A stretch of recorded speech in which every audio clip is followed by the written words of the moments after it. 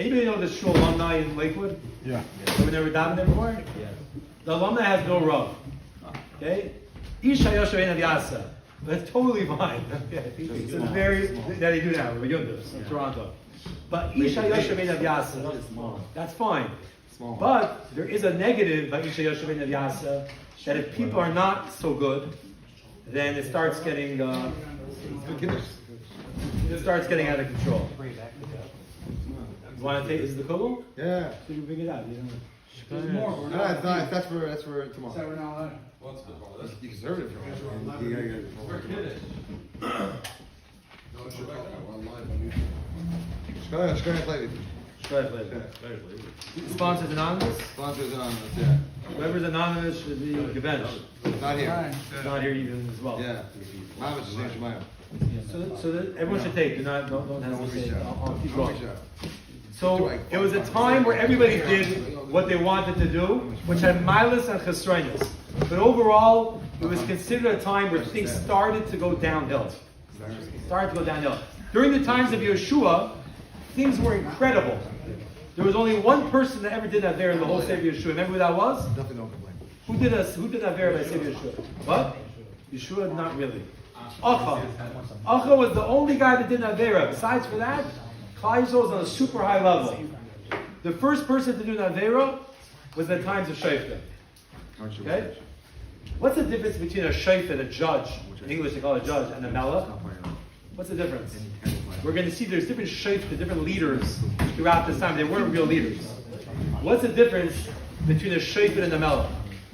Okay, so the Barbanel says that there's a lot of differences.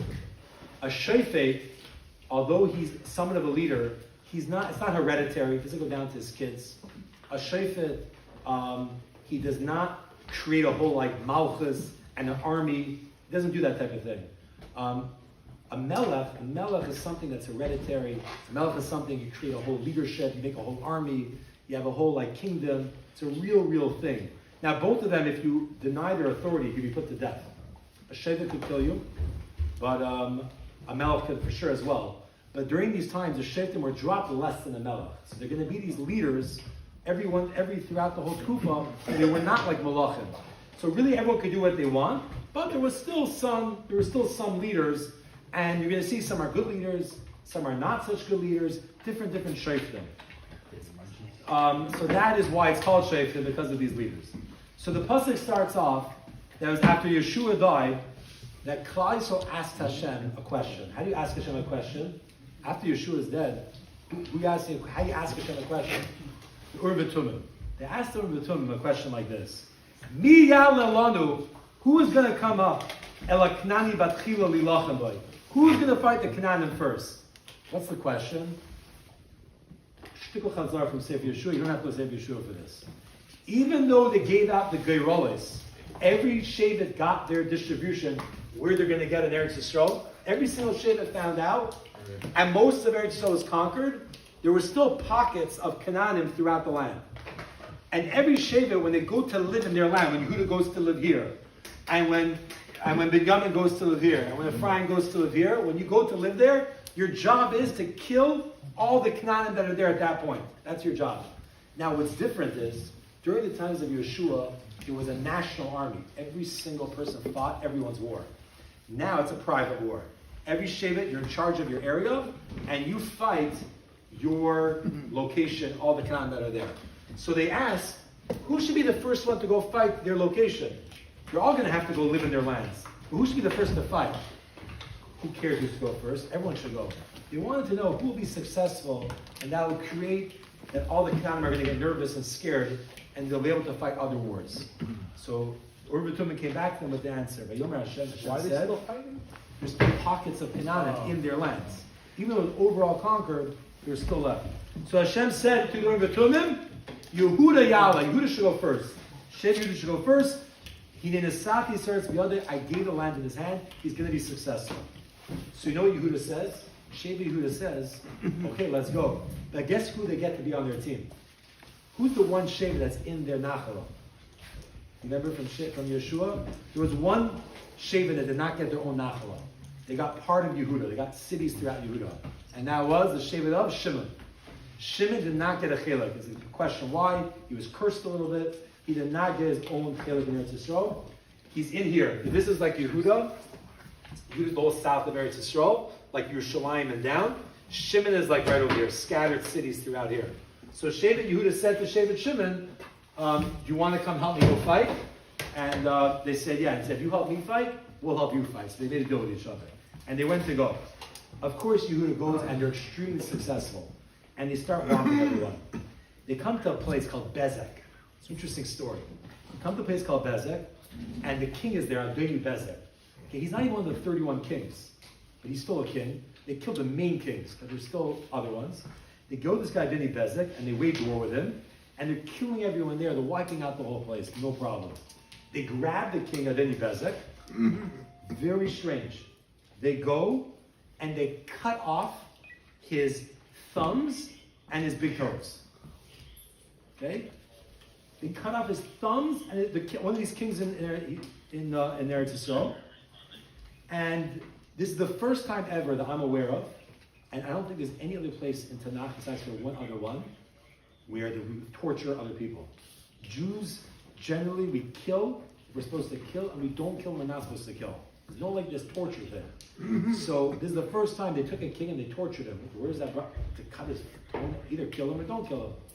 So after they did this to him, Adoni Bezek said, I deserve it. I deserve it. You know why I deserve this punishment? Because I did this to 70 other kings.